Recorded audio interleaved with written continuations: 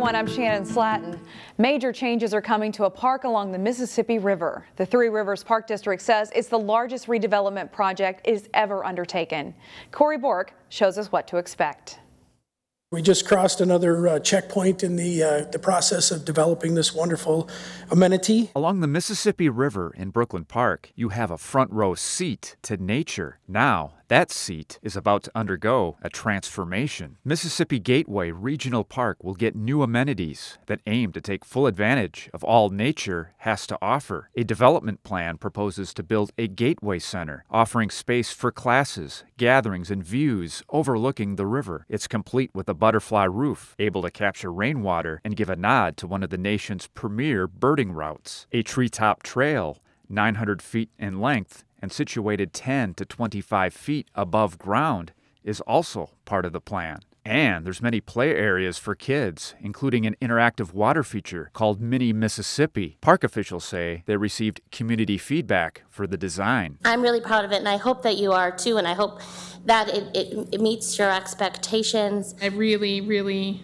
love the nature play aspect of this park, just kind of taking advantage of what's already there and making it such a huge amenity. Once completed, officials believe it will become a new nature destination. It'll be a park that is definitely one of our jewels of our system and of our region. Corey Bork, CCX News.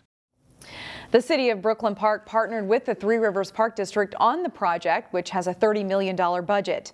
The city will chip in $4.5 million, while the state will provide $5 million in bonding funds. Construction is currently scheduled to begin in the spring of 2023. Big news for hockey fans and for the city of Plymouth. The Plymouth Ice Center will host the 2023 USA Hockey National High School Tournament. The announcement was made at this week's City Council meeting. The tournament is expected to have significant economic impact on the community and will bring in about 50 teams from all around the nation for the tournament, which is more than it did back in 2018. A representative from the Wayzata Youth Hockey Association talked about the impact at this week's meeting, saying the event is expected to fill well over 2,500 hotel rooms. We'll probably fill up all the other ones from top to bottom with as many people as they want to, these hockey teams and parents that they want to have at their hotels. And I think it should fill up all of our community restaurants and be a big boom. I know it will certainly be a great event. Gibson says some of the games will also be played at the closest arena to Plymouth, which is the New Hope Ice Arena. The tournament is scheduled for March of 2023. A long-awaited overhaul of a Maple Grove Park that was delayed last year due to increased construction costs may possibly happen later this year, although the cost could be almost $1 million higher than the city anticipated. $1 million over is a lot, it seems as though everything that can be cut has been cut. So I don't know what the other option is. Maple Grove wants to redesign the Gleason Fields athletic complex to make it a signature destination for baseball and softball tournaments. A modified design calls for building 4 ball fields with artificial turf, adding LED lighting and a new concession stand, among other amenities. The price tag to make these changes is an estimated $14.9 million, which is $900,000 higher than what the city had originally approved. In a park board meeting last week, members seemed to indicate they were okay with the higher price tag as long as the cost didn't exceed that estimate. I think if it comes in higher than 14.9, we're going to have some real hard choices to make about whether this project gets constructed. The park board voted unanimously to solicit bids for the Gleason Fields project. The design team will review and prepare a recommendation for the board to consider at its February 17th meeting. If you are an artist looking for a space to paint, you are welcome in Golden Valley, whether you're a beginner, intermediate, or even a seasoned artist. Neil Persley has the story. Every Friday at Brookview in Golden Valley, a group of friends gather. It's called open painting, but even before you see the painters, you'll hear the laughter. This group has been here in a different form, maybe 20, 25 years. It's not painting lessons. We all just help each other, we advise each other, we give each other enthusiasm. Sometimes we don't even paint, we just talk and laugh. As with any long-standing group, Members come and go, but many have been coming for 10 years or more. They're all so friendly, non-judgmental. Everybody accepts everybody, and no matter what their degree is or how good they are or how bad they are, nobody cares. We just like each other, and it works. It's very apparent that everyone in the room enjoys the atmosphere of the group as much as they enjoy practicing their hobby of painting. Open to anybody. We pay $1, so it's minimal investment. But we have a place to come and paint, and we can see each other. So it's a very special place. In Golden Valley, Neil Persley, CCX News. You have until the end of the weekend to catch Joan Hughes featured in the Artist Spotlight at the Hopkins Center for the Arts. We have work in pastel and work in ink and some mixed media works. And all of her drawings are related to her strong and passionate feelings about our earth. We'll leave you now with some of Joan Hughes' work at the Hopkins Center for the Arts, which is on view until January 30th in the first floor lobby.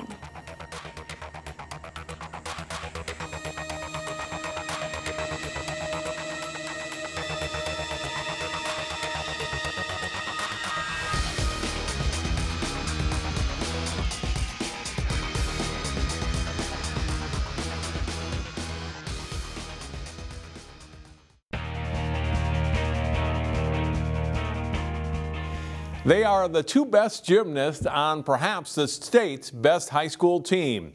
In this week's CCX Sports Spotlight, we meet these Wayzata High School seniors looking to go out on top.